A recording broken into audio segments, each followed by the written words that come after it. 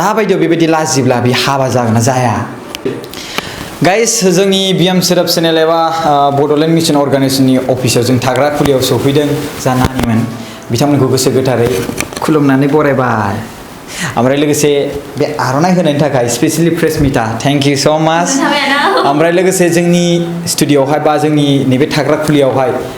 दंफैखायो नोंथांमोना मिथिखागौ बेनो जाबाय जान मेहेर वारि बिथाङाबो फैनो हासिगोन ओरैजाय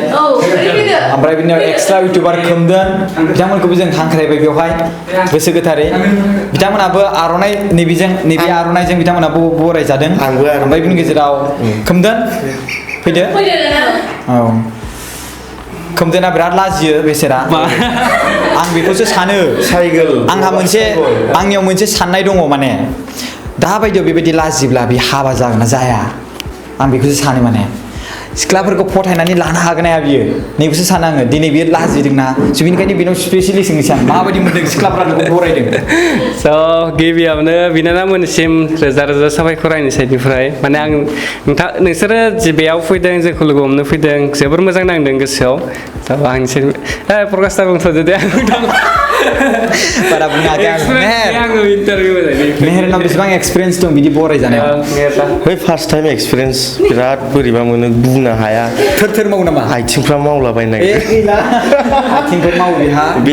बेनो आरो स्पेसियेल बिथांमोननि थाखाय माबाफोर बुंनो प्रेसमिता बिनानावा जोंखौ बरायदों विथ आर'नाइ थेंक इउ स' माच बिराद गोजोननाय मोन्दों आरोना जों मिथिला ओमफ्राय आं बुंनो रोंला मिथिला रोंगौमोनदां हाला आरोना बोरैबा मोनो आरो स' दायो नैबे बिनानावाबो भिडिअ खेबदों दायो ओमफ्राय बिनि गेजेराव जों थांगोन प्रेस मिटासिम ओमफ्राय प्रेस मिटा माबा मोनसेफोर बुंनो सानदों नोङो बेवहाय फैनायनि औ आङो गोजोननाय मोनबाय आदामोनखौ बरायनानै गोसोजों आङो आर'नाइ अननानै लाबोदों आदामोना बेखौ मोजां मोनगोन होननानै ओमफ्राय नाजावगोन होननानै आसा थाबाय आदामोननिसिम ओमफ्राय दा ओमफ्राय दा नै बेखौथ' आदामोनखौ सिनायखायो नोंसोरो आदा प्रकाश बेखौथ' मिथिखायो गासिबो आदा मेहेरखौथ' मिथिखायो बर' हिन्जावफोरनि क्राश न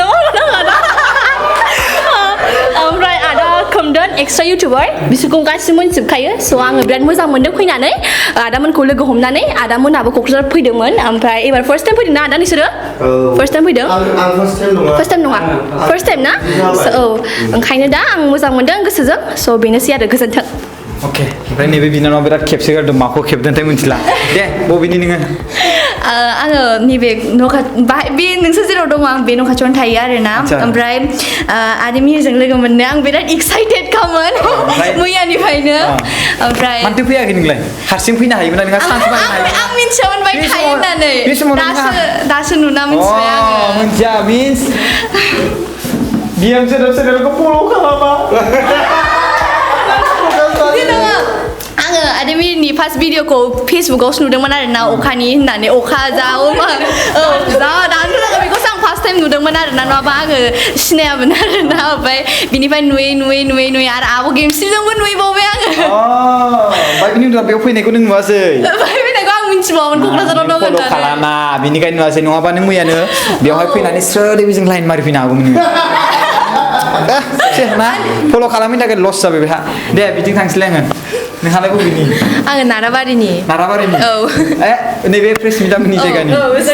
फोरमायना होदो नों बबेनि नाराबारि आं नाराबारिनि नों बेसेबां क्लासाव फरायो आङो दा 12आव दङ क्लास 12आव फरायो आच्छा ओमफ्राय देग्लायसो होगोन ना होखांबायमोन एबारसो आं होगोन आरोना कर'ना भाइरास बारग'हाय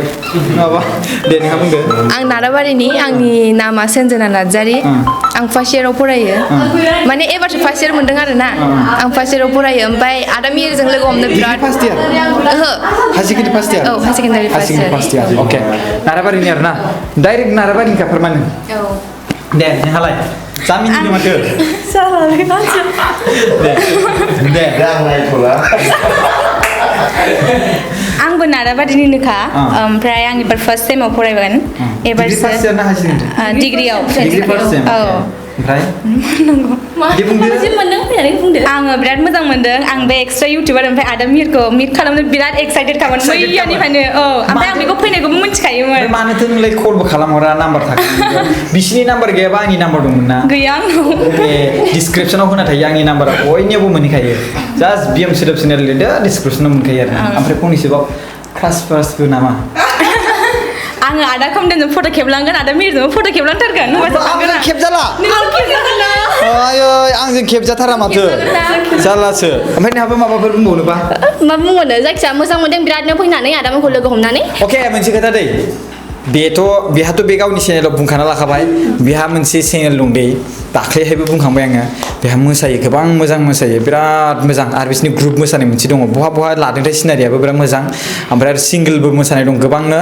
कभार सं मोसायो आरो ब्लगिंबो खालामो थेंक इउ सो माच आरो दाख्लै बावहाय जे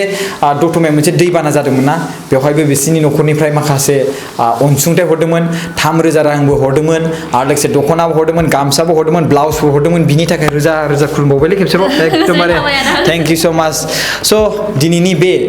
बिएम सोदोब चेनेलनि गासिबो नायगिरिफोरखौ आं गोसो गोथारै बरायनाय थाबाय बेयाव इन्टारटेनमेन्टबो जाबाय खिन्थु बे बिएम सोदोब चेनेला बेसिकेलि इन्टारटेनमेन्टनि थाखाय नङामोन बाट अब्लाबो बेवहाय मेहेर आरो खोमदोन नार्जारि फैदों बेवहाय बरायनायखौ आं नुजाथि होनो थाखाय नोंथांमोननि सायाव देखायनो थाखाय आं बे भिडिअखौ बानायनाय जाबाय खिन्थु कमेडियैनो बे भिडिअखौ बानायनायबो जाबाय आसा खालामो नोंथांमोना बेखौ बुजिगोन थेंक इउ सो माच जय बर' हारिनि थेंक इउ